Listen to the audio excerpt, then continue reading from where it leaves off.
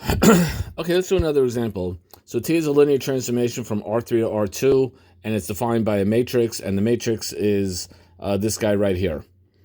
And we want to find the kernel of T, meaning we want to find all the vectors in R3 that map into the zero vector in R2. In other words, we want to find all the vectors x, y, z, which makes this true. So I multiply a times the vector x, y, z, I get 0, 0. And in other words, x minus y minus 2z equals 0, and negative x plus 2y plus 3z equals 0. And I got that just by doing the matrix multiplication and setting it equal to 0. So what I want to do is take the augmented matrix and put this into row echelon form. That's not too hard to do.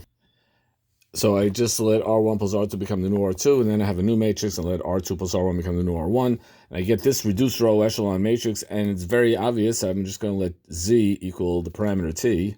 And from that, we get that X is also equal to T and Y is equal to negative T. And to write that more formally, that's saying XY is equal to T, comma T negative TT. I got that from these guys here.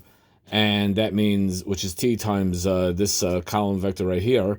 So actually, the kernel of T is the span of the vector 1, negative 1, 1. And there you go. I have it all in one big shot. That's my money shot. We know that the span of a vector is going to be a vector space. In fact, that's the same vector space as kernel of T.